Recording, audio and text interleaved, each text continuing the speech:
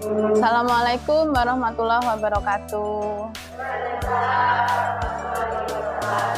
Sebelumnya saya ucapkan terima kasih kepada Bapak Ibu guru semua yang telah berkenan meluangkan waktunya untuk hadir pada kegiatan penyebaran pemahaman dan pengalaman penerapan budaya positif sebagai tugas saya sebagai calon guru penggerak angkatan 11.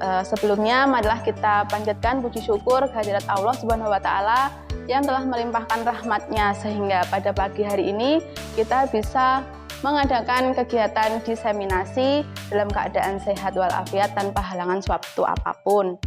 Sholawat serta salam kita sampaikan kepada junjungan kita Nabi besar Nabi Muhammad SAW yang kita nantikan syafaatnya kelak di hari kiamat.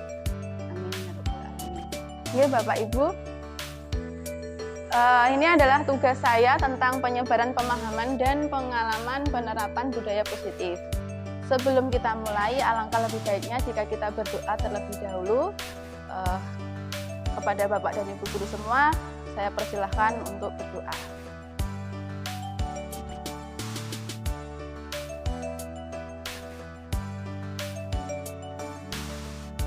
Ya langsung saja nggih. Jadi dalam pembahasan kita kali ini adalah tentang budaya positif. Apakah Bapak dan Ibu sudah pernah mendengar apa itu budaya positif? Kira-kira kalau mendengar kata budaya positif itu tentang apa? Atau apa contohnya mungkin? Ada Bapak Ibu yang memberi pendapat, nggih? Monggo.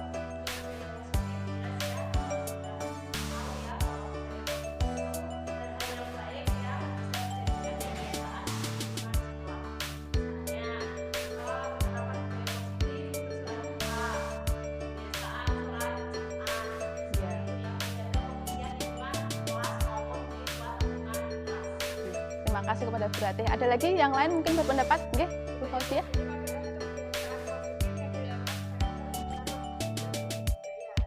Contohnya yaitu 5S, senyum, sapa, salam, sopan, dan santun. Terima kasih Bu Fauzia ya.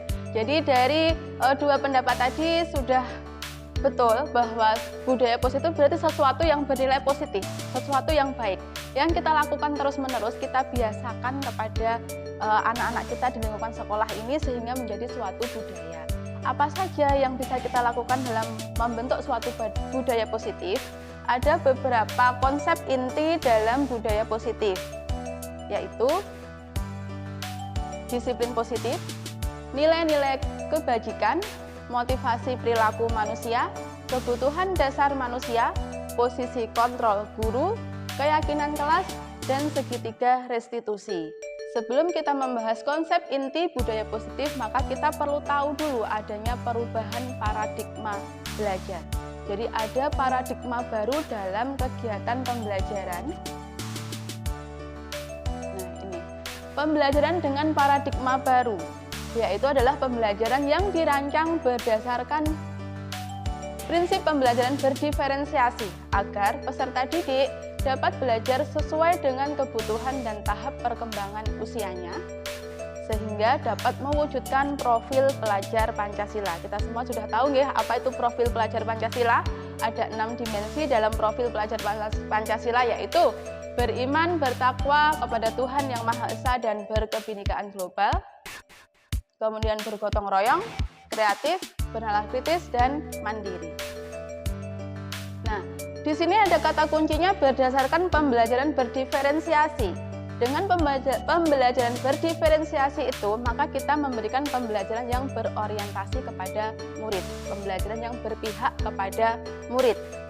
Apakah pembelajaran yang Bapak Ibu sudah lakukan ini sudah berorientasi kepada murid atau masih teacher center? Tentunya ada yang sudah, ada yang masih menjalankan teacher center, karena memang kita harus membiasakan dari anak ya. Anak kalau misalnya dia belum terbiasa dengan berpusat pada murid itu kadang belum tahu bagaimana dia harus melakukan kegiatan pembelajaran, sehingga kita masih banyak, guru itu masih banyak yang masih menggabungkan antara student center dengan teacher center.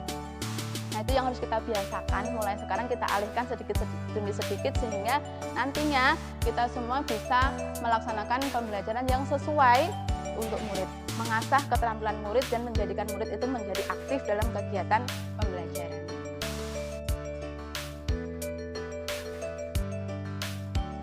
Lanjut ya, ini adalah tentang teori kontrol.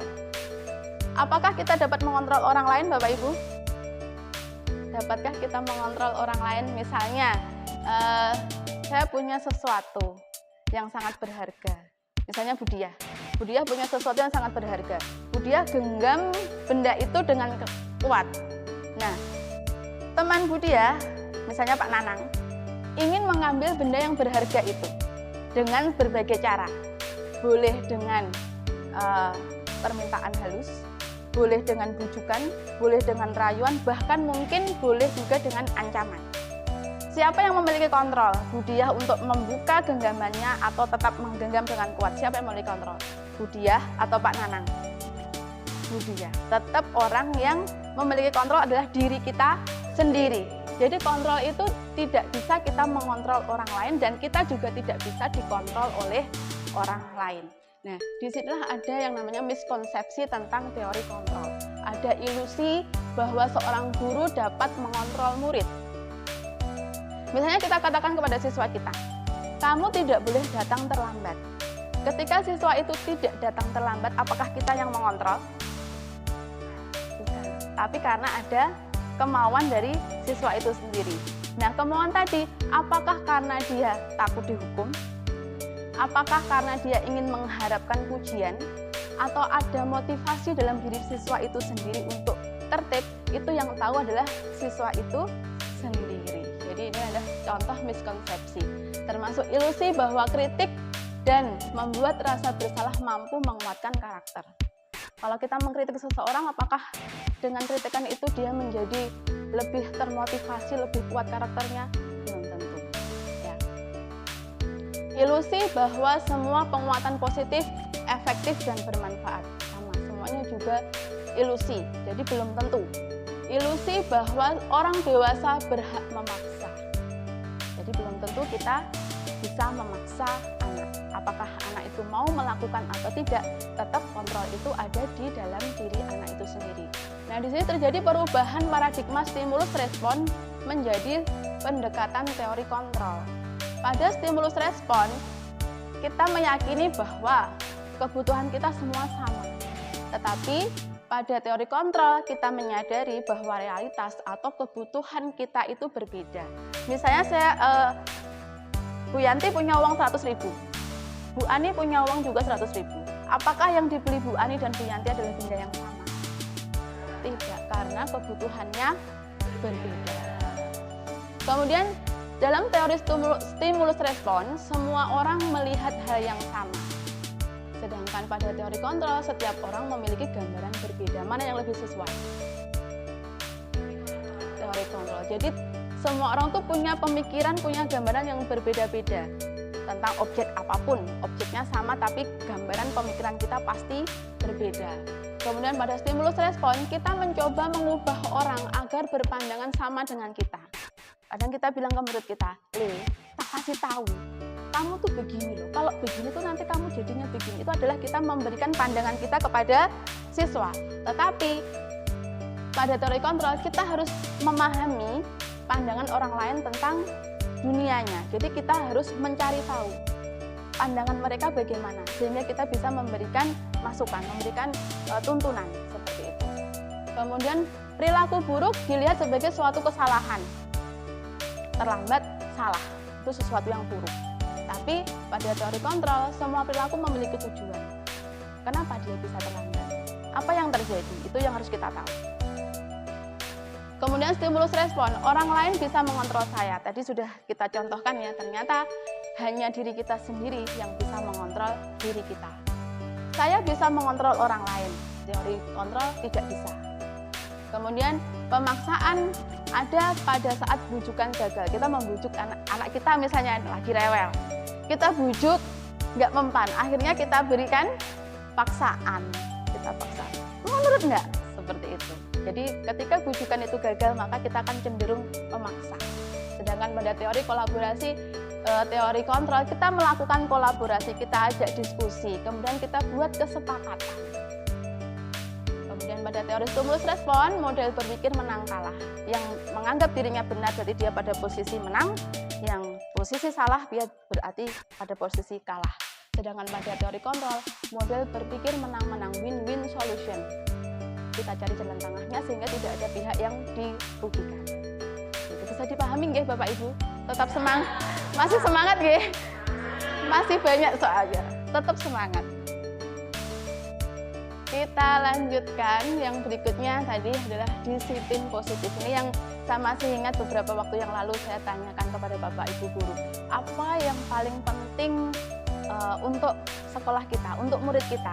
Bu Fatimah saat itu menjawab bahwa yang paling penting adalah kedisiplinan. Ya, di sini ada disiplin positif. Apa sebenarnya disiplin itu?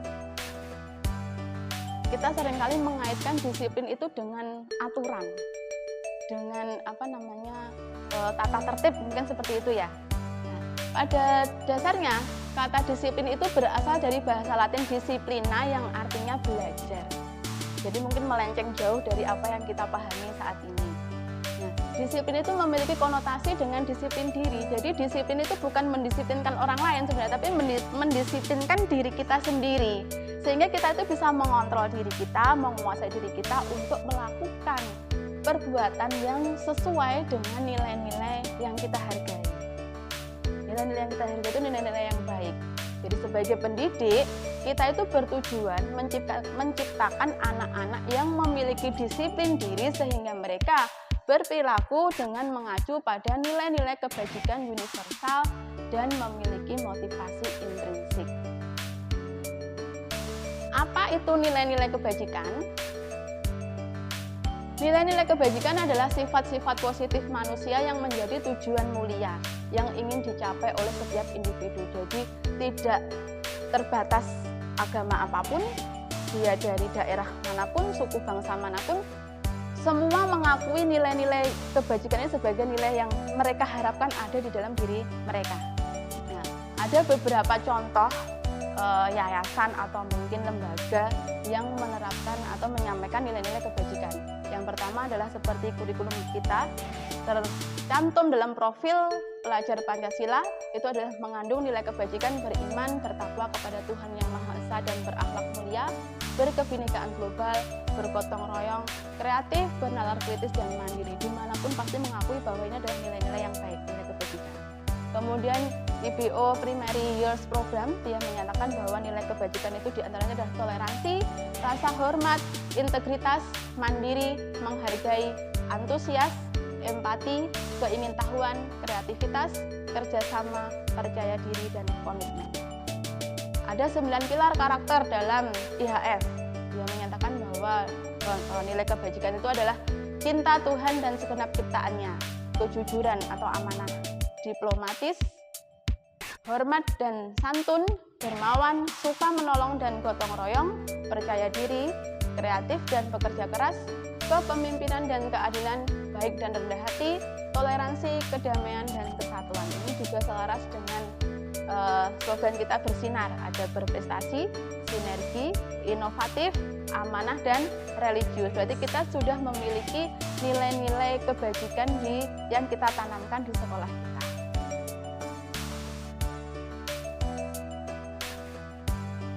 Lanjut ya, motivasi perilaku manusia. Jadi apa yang mendasari seseorang melakukan sesuatu? Kita tidak bisa mengontrol orang lain. Orang itu sendiri yang bisa mengontrol dirinya sendiri. Apa yang memotivasi mereka melakukan itu? Apa yang mendorong mereka melakukan itu? Ada 3 kemungkinan. Yang pertama, untuk menghindari ketidaknyamanan atau hukuman. Jadi siswa kita ada yang tertib, tidak pernah terlambat, selalu mengerjakan tugas.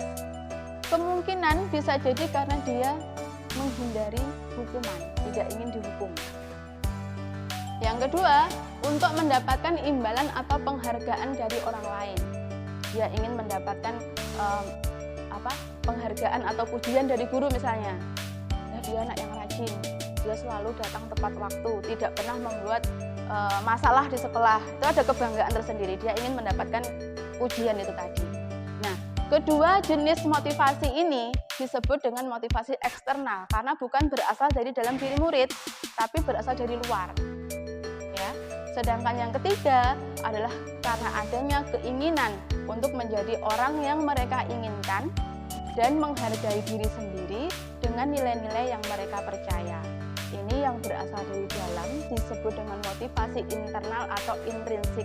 Inilah yang kita harapkan muncul pada diri siswa-siswa kita. Pada diri kita sendiri juga sebagai guru, bagaimana kita memposisikan diri kita agar selalu mengikuti aturan yang ada. Seperti itu. Bisa dipahami nggih?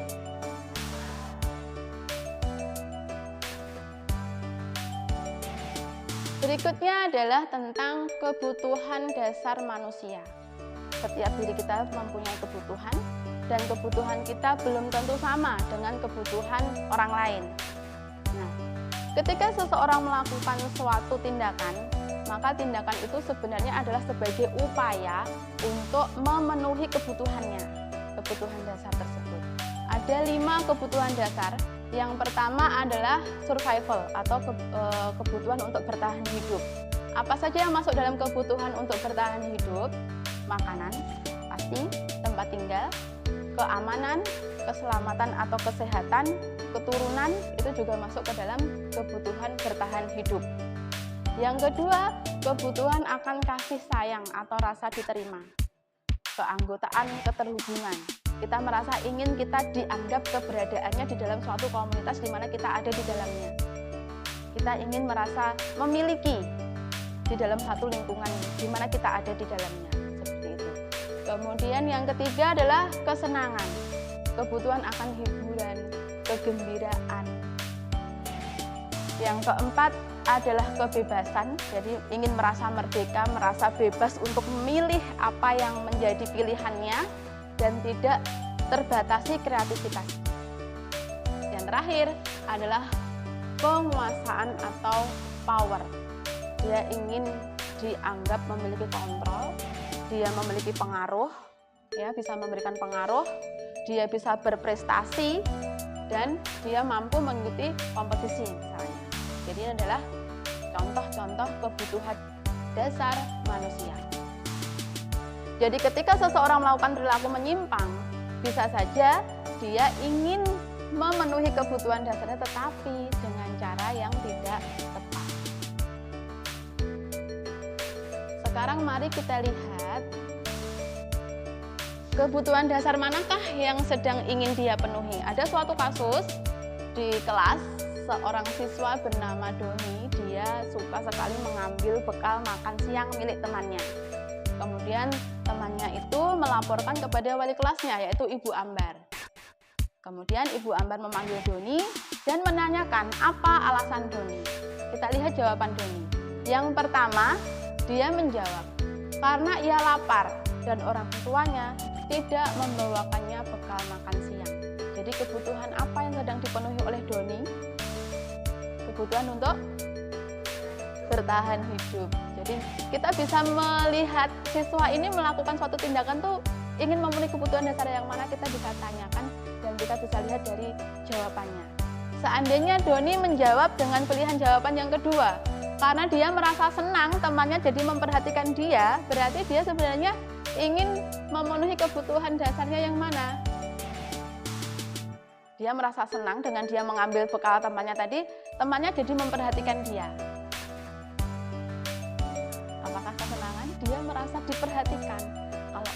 Kalau saya, jadi dia sebenarnya pengen diperhatikan.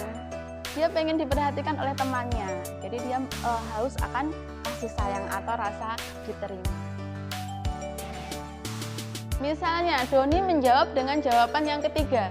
Dia merasa hebat karena temannya jadi takut kepadanya dan menuruti semua keinginannya. Berarti Doni sedang berusaha memenuhi kebutuhannya akan penguasaan. Dia pengen ditakuti di kelas itu misalnya. Jadi dia pengen diakui kekuasaannya. Lanjut. Misalnya Doni menjawab dengan pilihan jawaban yang keempat. Karena merasa bosan, bekal makanannya yang dibawakan ibunya dari rumah mungkin lauknya itu-itu saja, dia bosan.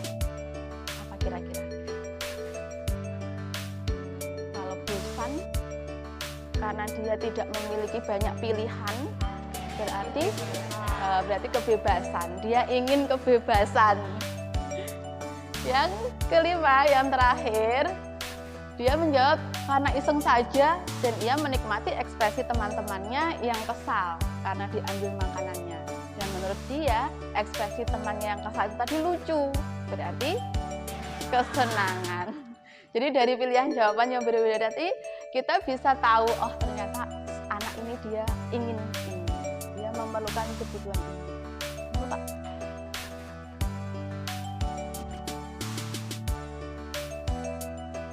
Lanjut nih. Nah, apa yang kita lakukan kalau misalnya ada anak yang berbuat ulah, berbuat tindakan yang tidak sesuai? Apakah kita beri hukuman? Ataukah kita beri konsekuensi? Atau kita berikan restitusi? Kita sering mendengar hukuman dan konsekuensi nggih Bapak Ibu. Kalau restitusi baru. Saya juga baru tahu saat saya mengikuti kegiatan ini. Kita biasanya taunya hukuman dan konsekuensi. Apa perbedaan hukuman dan konsekuensi? Hukuman itu memberatkan. Ada lagi yang punya pendapat hukuman itu seperti apa? Apa yang membedakan hukuman dengan konsekuensi? Biasanya dia memberatkan. Terus siswa itu kalau dikasih hukuman bagaimana? Grundel, marah ya. Jadi memang hukuman itu sesuatu yang terjadi secara tiba-tiba. Siswa itu tidak siap. Karena apa? Kita tidak pernah melibatkan siswa, tidak kita mintai, kita tidak melakukan kesepakatan dengan siswa sebelumnya. Nah, selain itu, hukuman itu biasanya tidak sesuai dengan kesalahan yang dia lakukan.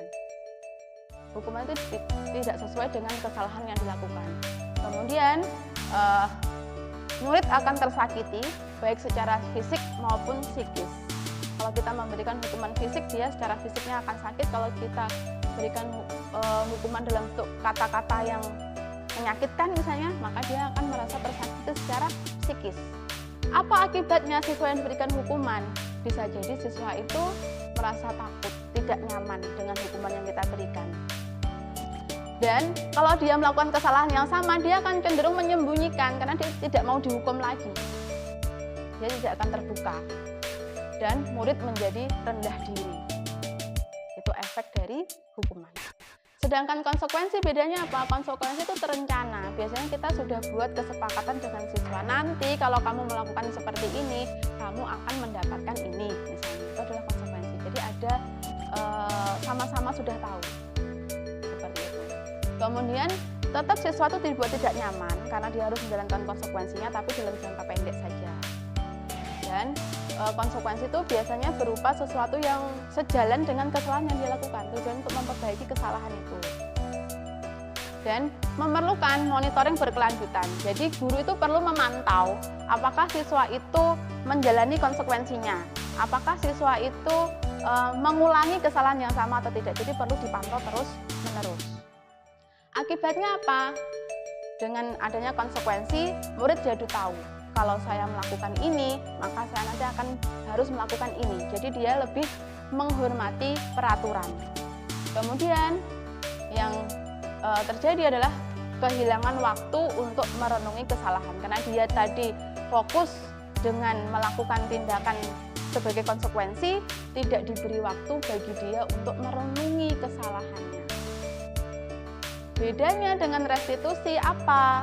Restitusi adalah proses menciptakan kondisi bagi murid untuk memperbaiki kesalahannya. Ada kolaborasi antara guru dengan murid untuk mengajarkan murid mencari solusi.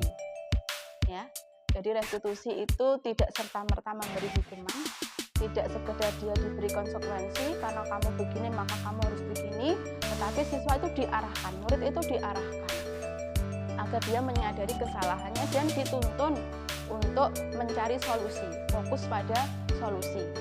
Dengan adanya restitusi, murid menjadi bertanggung jawab atas perilakunya. Kemudian fokus pada pemecahan jangka panjang. Kalau konsekuensi tadi hanya jangka pendek. Kalau restitusi, dia akan menyadari sehingga tidak akan terulang kembali, sehingga pemecahan masalah itu bersifat jangka panjang. Murid menghormati dirinya dan orang lain, tidak hanya sekedar menghormati peraturan, tapi menghormati dirinya dan juga orang lain. Dan murid akan bersemangat untuk memperbaiki kesalahannya.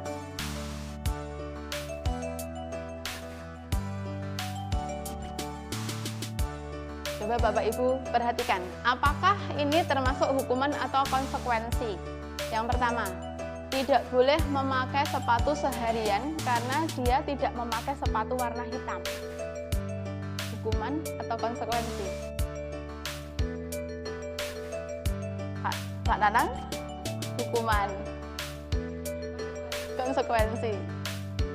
Konsekuensi atau hukuman? Kalau misalnya anak itu karena salah memakai sepatu, sepatunya tidak berwarna hitam, kemudian dia disuruh melepas sepatunya selama seharian tidak boleh memakai sepatu, kira-kira anak malu enggak? Malu, tidak nyaman. Apakah sesuai dengan kesalahan yang dia lakukan? Apakah masalahnya selesai kalau dia tidak memakai sepatu? Tidak. Jadi ini masuk ke dalam hukuman. Yang kedua, membersihkan coretan yang dibuatnya di meja. Anak itu mencoret-coret meja, kemudian sama gurunya bersihkan mejanya ini agar coretannya itu hilang. Konsekuensi atau hukuman? Konsekuensi. Yang ketiga, kehilangan waktu istirahat 10 menit karena terlambat masuk ke kelas 10 menit. Konsekuensi. Jadi dia tertinggal 10 menit, temannya sudah belajar 10 menit, dia baru masuk, maka ketika teman-temannya sudah selesai, dia harus menambah waktunya 10 menit. Itu adalah konsekuensi. Yang keempat, berdiri di depan kelas karena tidak dapat menjawab soal. Sudah paham semua Bapak Ibu? Apakah kita masih sering memberikan hukuman?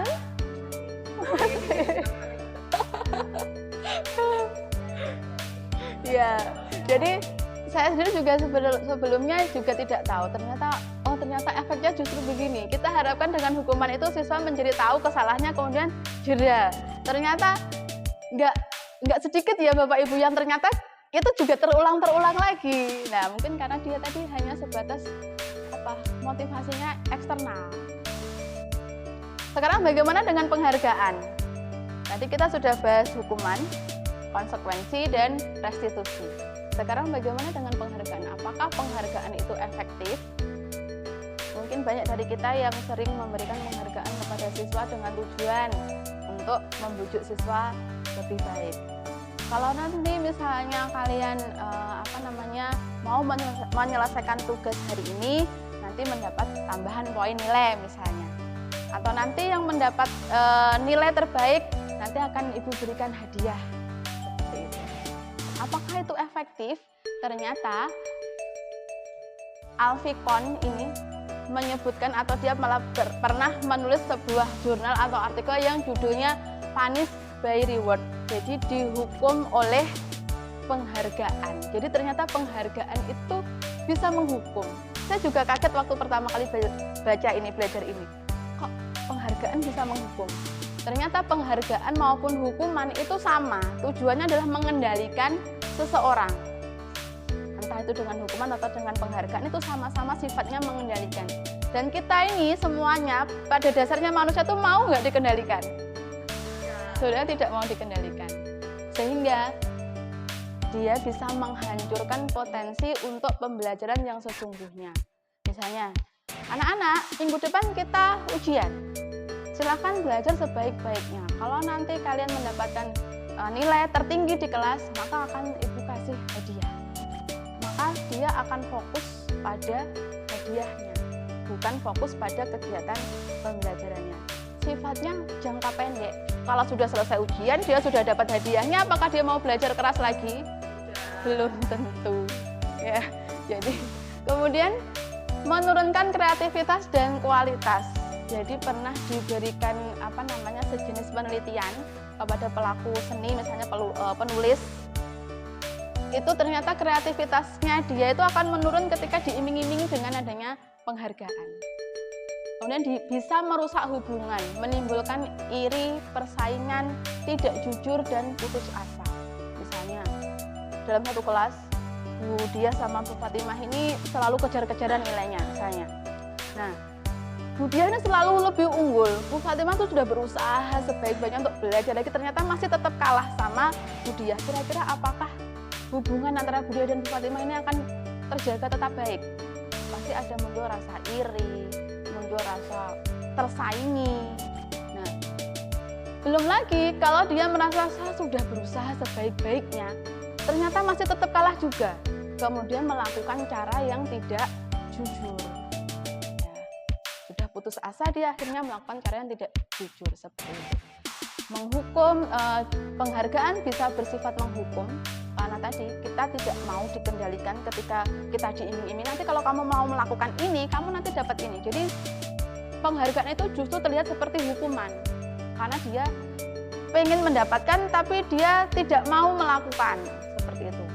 Padahal aku pengen itu, tapi aku mau itu tuh saya nggak bisa. Jadi dia merasa tertekan. Itu contoh penghargaan sebagai hukuman. Setelah ini, apakah kita masih memberikan penghargaan? Jadi karena sifatnya jangka pendek, mungkin kita tidak bisa langsung melepas, karena namanya anak itu perlu dimotivasi. Bukan berarti sesuatu yang di sini dikatakan dia tidak baik, kurang baik, kemudian kita lepaskan langsung, tidak, tapi kita alihkan siswa itu sedikit demi sedikit agar muncul motivasinya. Jadi kita minimalkan hukuman dan penghargaan untuk memunculkan motivasi intrinsik di dalam diri murid.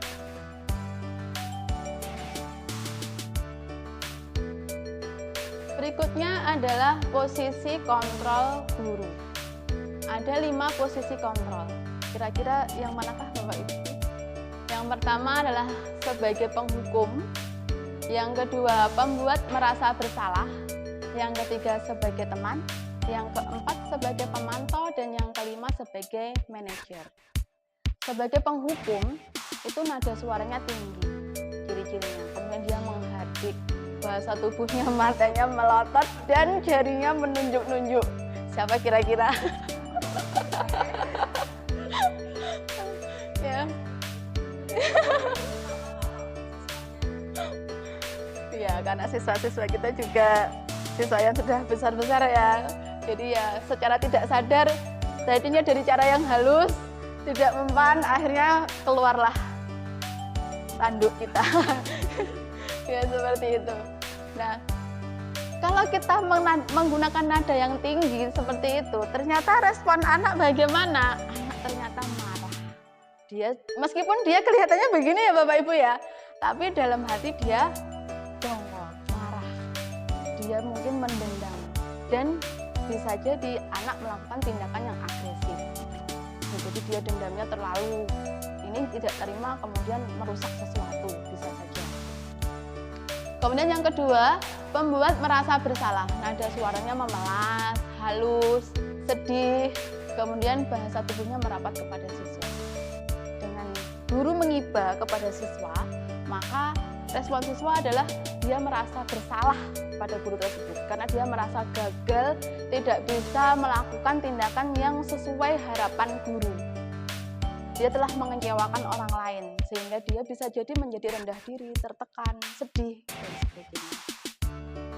Kemudian kalau berada pada posisi teman, nada suaranya ramah, akrab, kamu tuh gimana Tolek? Ya, jadi bahasa tubuhnya merapat, mata dan senyum. Jadi kita memberikan nasihat tapi dengan senyum. Jangan mengakrabkan diri kepada murid. Berarti itu adalah posisi teman. Murid bagaimana? Murid senang karena dia tidak dimarahi, tidak ditunjuk-tunjuk, berikan nada yang tinggi ketika diajak berbicara.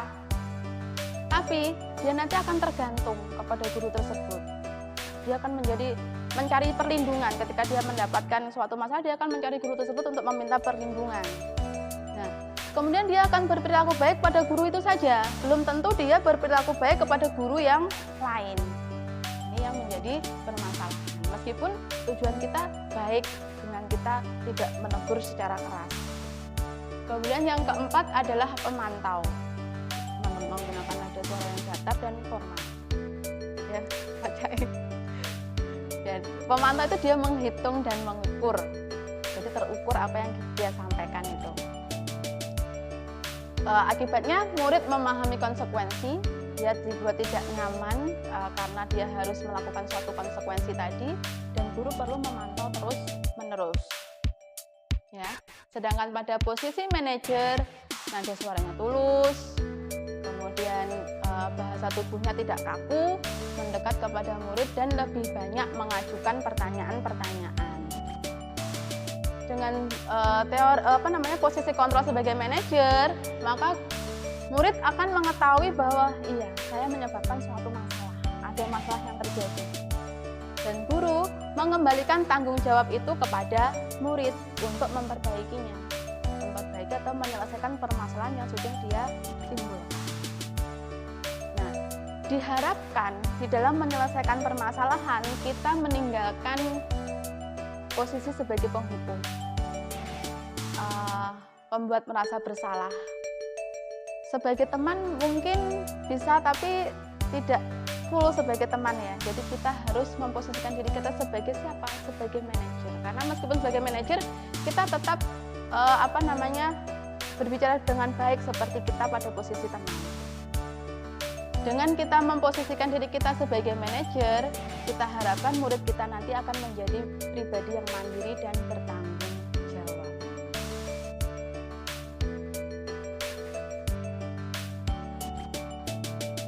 Lanjut. Nah, inilah biasanya diucapkan oleh guru sesuai posisi kontrolnya. Kalau guru pada posisi penghukum, kalau kamu tidak melakukannya, maka saya akan memberikan hukuman apa yang diinginkan oleh si penghukum. Kamu sudah melanggar peraturan sekolah, maka kamu harus. Jadi itu seperti pemberian hukuman. Dan dia pasti mengucapkannya dengan nada yang tinggi, emosi. Sedangkan pada pembuat merasa bersalah, itu lebih menegak. Kamu membuat ibu kecewa. Kenapa kamu masih melakukan kegiatan seperti ini lagi? Kalau kamu seperti ini, kamu menyusahkan ibu, seperti itu. Itu adalah pembuat merasa bersalah. Apa kamu tidak kasihan dengan bapak? Bangetan lah, seperti itu. Kita tuh mungkin tujuannya saya sendiri ya. Saya sendiri juga sering memposisikan saya secara tidak sadar tuh sebagai pembuat merasa bersalah. Tujuannya sebenarnya bukan itu, tapi ternyata tersampaikannya ke siswa dia merasa seperti saya itu sudah gagal seperti itu. Padahal tujuan kita apa? Kita ingin menyentuh hati anak bahwa kamu tuh kalau melakukan seperti itu ini loh. Tujuan kita begitu, tapi ternyata yang tersampai ke siswa adalah dia merasa gagal. Kemudian posisi sebagai teman, biasanya dia tadi ya dengan cara yang akrab, dengan diselingi dengan bahasa yang guyon. Ya, lakukan itu demi bapak ya. Gitu. Terus ya sudah, nanti akan ibu bantu bereskan. Siswa akan senang seperti ini, makanya akan terjadi ketergantungan. Sedangkan pada posisi pemantau, tadi lebih formal, kamu tahu apa sudah kamu lakukan? Apakah itu sesuai dengan peraturan kita? Apa konsekuensinya kalau kamu melakukan ini? Jadi lebih tegas dan lebih formal. Sedangkan pada posisi manajer, dia akan menanyakan keyakinan, menanyakan apa impian yang diinginkan oleh murid itu. Misalnya, apa yang kamu yakini? Kalau kamu meyakininya, apakah kamu bersedia untuk memperbaiki? Itu nanti yang akan disampaikan oleh manajer.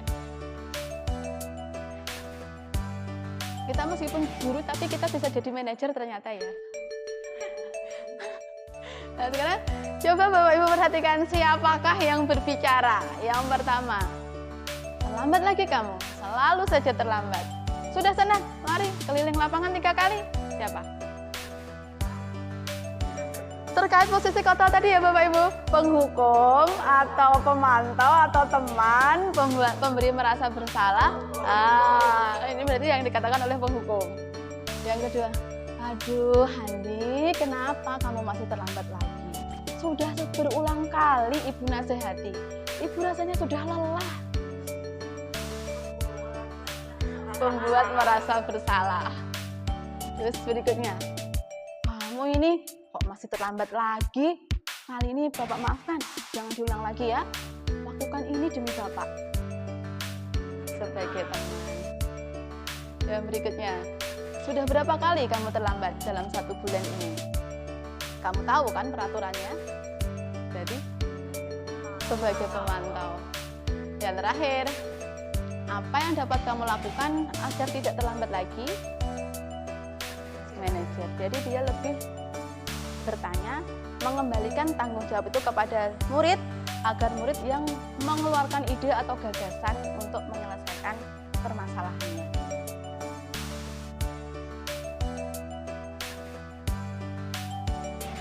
Nah, Bapak Ibu, agar kita mudah menangani siswa, ternyata kita harus membuat yang disebut dengan keyakinan kelas. Mengapa kita sebut sebagai keyakinan kelas, bukan peraturan kelas? Apa bedanya keyakinan dan peraturan? Ada yang mungkin mau berpendapat? Mungkin kita yang sering dengar adalah peraturan ya. Peraturan itu apa?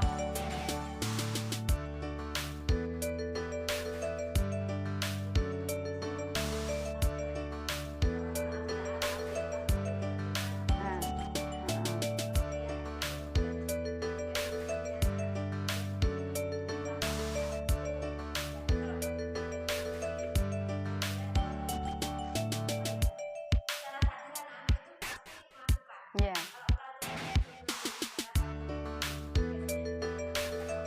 Ya, jadi kembali lagi ke tadi motivasi karena dia takut dihukum atau ingin mendapat penghargaan. Jadi memang peraturan itu lebih ke sesuatu yang kita buat untuk mengatur seseorang tanpa melibatkan orang yang kita atur tadi. Seperti Bapak Ibu membuat peraturan, apakah siswa-siswa kita libatkan dalam menyusun peraturan? Ya tidak, kita langsung menulis bahwa aturan sekolah kita datang pukul 06.50 misalnya. Nah, itu adalah peraturan, sifatnya satu arah. Sedangkan keyakinan kelas itu kita susun bersama. Jadi guru dan siswa itu membuat diskusi bersama, membuat kesepakatan-kesepakatan tentang keyakinan kelas yang ingin mereka jalankan di kelas itu. Karena sifatnya itu adalah kesepakatan dan itu sesuatu yang diyakini, maka diharapkan akan memunculkan motivasi intrinsik di dalam diri siswa. Jadi dalam keyakinan kelas itu akan berisi nilai-nilai kebajikan yang diyakini oleh semua warga kelas. Siapa yang harus mengikuti keyakinan kelas itu? Apakah guru saja atau siswa saja? Seluruh warga kelas, baik guru maupun siswa.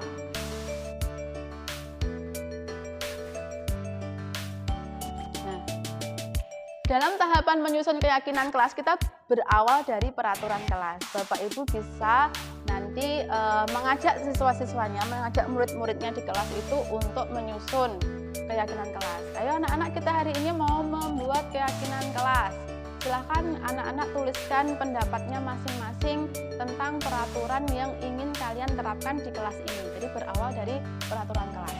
Misalnya setiap anak diminta pendapatnya baik secara lisan atau tertulis. Boleh siapa yang mau berpendapat, atau anak tadi kita kasih sticky note satu-satu, kemudian nanti mereka menuliskan dan ditempel di papan. Baru nanti guru mengajak murid untuk menelaah tadi apakah ada yang isinya sama atau yang kalau yang berbeda kita sampingkan misalnya. Jadi ada berapa yang dituliskan oleh siswa. Nah, peraturan itu biasanya berupa kalimat negatif, tidak boleh, dilarang. Nah, dari peraturan kelas itu kita ubah ke keyakinan kelas dengan menjadikannya kalimat positif. Jadi kalau misalnya ada siswa yang menuliskan tidak boleh terlambat masuk kelas, maka nanti siswa kita bimbing untuk membuat keyakinan kelas masuk kelas tepat waktu. Tidak membuang sampah sembarangan, berarti kita ubah menjadi membuang sampah pada tempatnya. Tidak boleh merusak fasilitas kelas, berarti kita harus menjaga fasilitas kelas. Tidak mengganggu atau membuli teman, kita ubah menjadi menghargai teman. Dilarang membuat gaduh di kelas, menjaga kenyamanan kelas. Dilarang bermain HP dan mengobrol saat pelajaran, kita ubah menjadi mengikuti pembelajaran dengan baik. Nah, kita bisa tuliskan juga nilai-nilai kebajikan dari keyakinan kelas tersebut. sini yang sudah kita tulis tadi ada nilai menghargai, ada kebersihan, keamanan atau keselamatan, menghormati, aktif, bertanggung jawab. Nah, Bapak Ibu boleh menuliskan keyakinan kelas itu dalam bentuk kalimat seperti ini. Boleh juga nanti ada nilai kebajikan, kemudian di bawahnya dikasih keterangan. Nilai kebajikan ini berarti apa yang harus dilakukan oleh murid. Nah, ini Bapak Ibu saya tunjukkan contoh yang sudah saya buat bersama dengan anak-anak kelas 10 TKR TAP. Keyakinan kelasnya yang pertama adalah tertib. Tertib itu apa? Mematuhi peraturan yang ada di sekolah. Jadi di kelas itu semua siswanya tetap harus mengikuti peraturan yang berlaku di sekolah. Religius, menjalankan keyakinan dan ajaran agama. Jadi mereka nanti akan meyakini kalau sudah waktunya sholat duha berarti mereka harus melaksanakan sholat duha. Sudah waktunya sholat Jumat mereka harus melaksanakan sholat. Kemudian yang ketiga kebersihan, menjaga kebersihan dan merawat fasilitas kelas. Yang keempat respect, sopan, santun, saling menghargai dan bergotong royong. Yang kelima adalah aktif. Jadi aktif dalam kegiatan pembelajaran dan bertanggung jawab. Jadi tidak seenaknya di dalam kelas, menyelesaikan tugas, mengumpulkan tugas, itu adalah aktif. Kemudian gadget, ini membuat kesepakatan bahwa gadget itu hanya boleh digunakan sebagai penunjang kegiatan pembelajaran. Jadi tidak boleh menggunakan untuk bermain game di saat pembelajaran. Nanti Bapak Ibu bisa mengarahkan murid-murid terutama yang wali kelas ya, nanti murid-muridnya bisa diajak menyusun keyakinan kelas bersama, dibuat dalam bentuk poster, dicetak di dinding kelas sehingga setiap saat anak bisa membaca. Ketika ada suatu permasalahan siswa, kita bisa mengajak siswa, kamu perhatikan keyakinan kelas kita, mana yang sudah kamu langgar, misalnya seperti itu. Oke, ada yang mau ditanyakan dulu? Sudah jelas nggih? Alhamdulillah. Selanjutnya, nah ini tadi terkait dengan restitusi. Ini sudah yang terakhir Bapak Ibu. Restitusi tadi adalah proses menciptakan kondisi bagi murid untuk memperbaiki kesalahannya sehingga mereka dapat kembali kepada kelompok dengan karakter yang lebih kuat. Jadi kalau biasanya kita memberikan hukuman, anak yang tidak bisa mengerjakan misalnya, kamu berdiri di sini, di depan kelas, kemudian angkat kakinya satu, pegang telinganya, anak menjadi malu. Anak menjadi malu. Apakah dengan tindakan itu anak akan belajar untuk bisa mengerjakan soalnya tadi? Nah, dia justru kita pisahkan dari kelompoknya. Nah, teman-temannya di situ bisa belajar bersama, bisa berdiskusi. Dia kita pisahkan di depan kelas sendiri. Justru dia kita keluarkan dari kelompok. Atau misalnya kamu nggak siap mengikuti pelajaran ibu karena kamu tidak membawa buku, keluar. Apakah dengan di luar nanti anak akan belajar? Tiduran di musola, makan di kantin, ya, seperti itu. Jadi kita tidak memisahkan anak itu dari kelompoknya, tetapi bagaimana kita bisa mengembalikan anak itu ke dalam kelompoknya dengan karakter yang lebih kuat. Ada 3 tahapan dalam segitiga restitusi. Tahap yang mendasar yang pertama adalah menstabilkan identitas.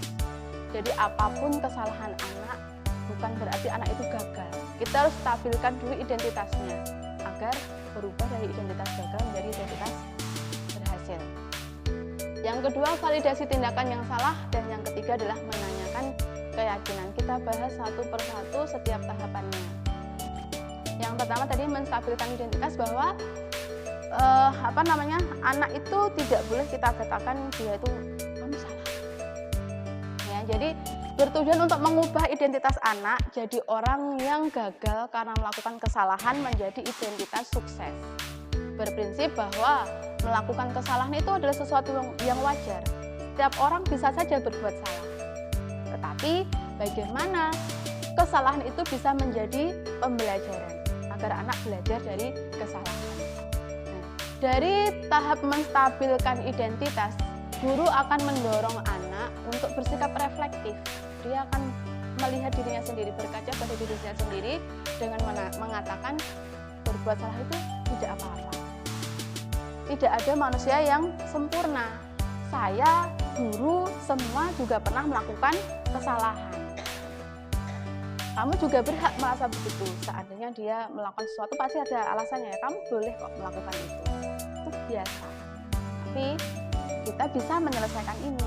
Jadi anak diarahkan bahwa kita bisa menyelesaikan permasalahan ini. Dan Bapak Ibu tidak tertarik untuk mencari siapa yang salah.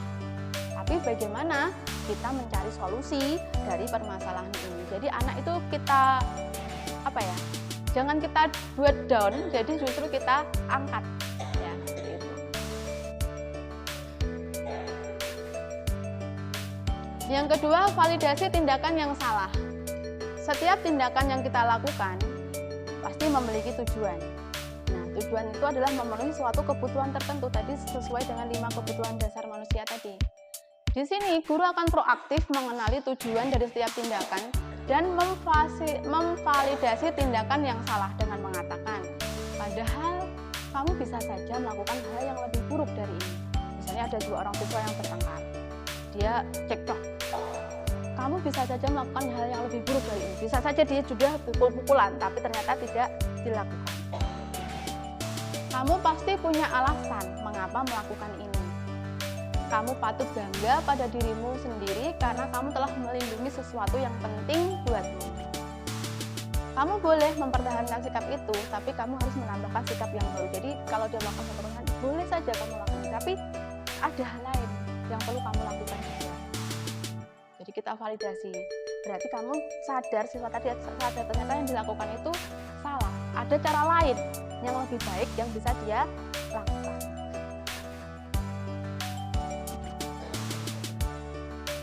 Yang terakhir adalah menanyakan keyakinan, berprinsip bahwa kita pada dasarnya termotivasi secara internal. Ketika identitas sudah sukses, tadi tahap 1 kita menstabilkan identitas, kemudian tahap 2 tingkah laku yang salah telah divalidasi, siswa sudah menyadari bahwa iya yang saya lakukan ini salah, saya harusnya bisa melakukan yang lebih baik daripada ini, ada cara lain yang bisa saya lakukan. Maka saat itulah anak sudah siap untuk dihubungkan dengan nilai-nilai yang dia percaya dan berpindah menjadi orang yang dia inginkan. Misalnya kita bisa mengajukan pertanyaan, apa nilai-nilai atau keyakinan kelas yang telah kita sepakati? Keyakinan kelas apa yang sudah kamu langgar? Apa bayangan kita tentang kelas yang ideal? Kamu mau jadi orang yang seperti apa? Jadi dari itu dia akan berkaca, apakah yang dilakukan tadi sudah sesuai dengan keyakinan kelas, sudah sesuai dengan pribadi yang dia inginkan. Berdasarkan jawaban tersebut, maka guru akan membimbing murid untuk menemukan solusi dari permasalahan yang dia timbulkan. Nah, di sini Bapak Ibu kita tidak boleh mendikte. Kamu sudah melakukan ini, kamu harus begini, kamu harus begini. Jadi ide atau gagasan itu bukan dari guru, tapi biarkan siswa yang menyampaikan ide atau gagasannya. Kalau ternyata itu salah atau tidak sesuai, bagaimana Bu? Mungkin kita bisa mengajukan pertanyaan lagi agar siswa diarahkan. Kalau misalnya siswa kita kan belum terbiasa ya dengan restitusi, mungkin nanti ide-ide atau jawaban yang muncul itu mungkin tidak sesuai dengan yang kita harapkan. Itu kita biarkan saja Bu, kita ikuti aja dulu. Jadi nanti anak akan belajar, ternyata ide yang dia sampaikan ternyata tidak efektif. Jadi nanti kita bisa panggil lagi, bisa kita berikan pertanyaan-pertanyaan lagi sehingga dia benar-benar belajar dari kesalahan. Ini adalah salah satu contoh demonstrasi tentang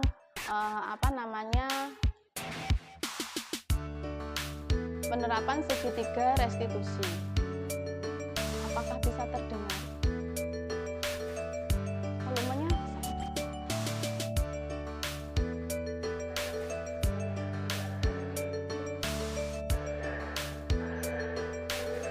putus-putus.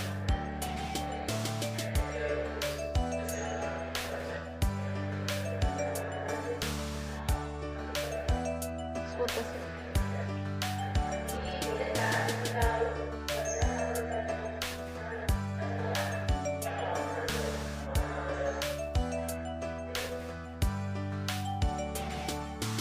Suaranya malah hilang.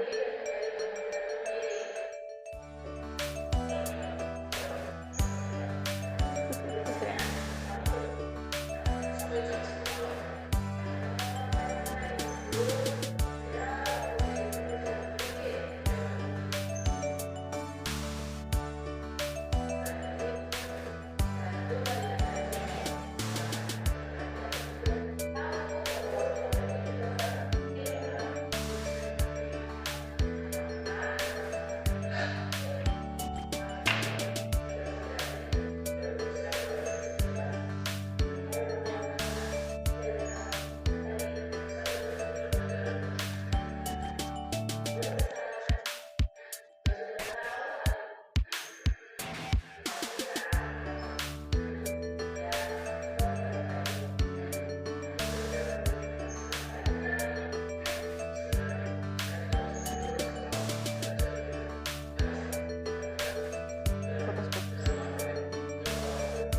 Nanti saya ceritakan.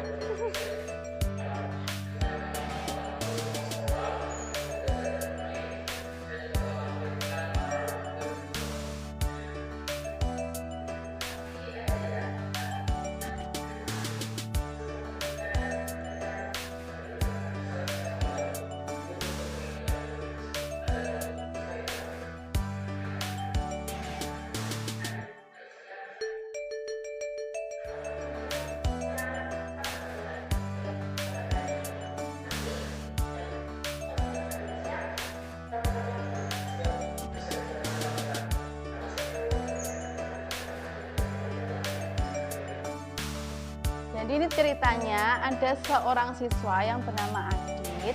Dia itu sering sekali datang terlambat sekolah akhir-akhir ini. Sebelumnya dia tidak pernah. Nah, banyak guru yang melaporkan bahwa dia sering datang terlambat. Kemudian anak ini dipanggil untuk ditanyai, digali permasalahannya. Dengan proses restitusi dia tidak langsung dijudge salah, tidak langsung diberi hukuman, tapi kita beri kesempatan apa penyebabnya. Ternyata Adit itu kalau malam dia bekerja, tetangganya baru membuka angkringan, dia memiliki kesempatan untuk bekerja, jadi dia punya penghasilan sendiri untuk kalau mau perlu sesuatu dia tidak perlu meminta lagi kepada orang tuanya. Nah, kita harus sampaikan bahwa kamu hebat sekali, sudah berpikir untuk bisa mandiri, bisa meringankan beban orang tua. Itu kan menjadi alasan siswa ketika dia melakukan itu.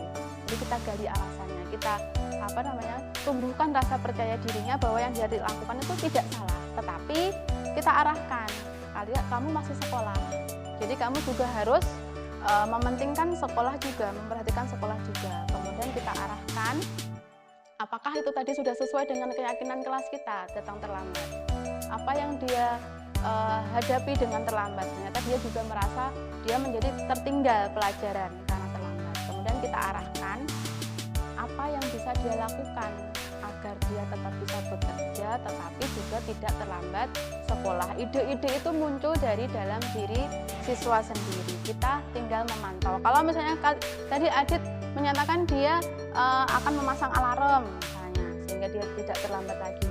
Kita tanya lagi.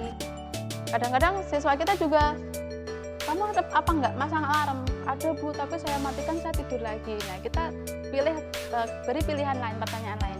Kalau misalnya nanti alarmmu bunyi ternyata kamu tidur lagi, adakah yang bisa membantu? Jadi dia bisa nanti meminta bantuan yang di rumah siapa? Kakaknya, ibunya untuk membangunkan. Jadi dari situ anak akan kita dorong untuk membuat ide-ide atau gagasan menyelesaikan permasalahannya sendiri. Dan kita juga menjadi tahu kondisi siswa, kenapa dia melakukan ini, kenapa dia datang terlambat.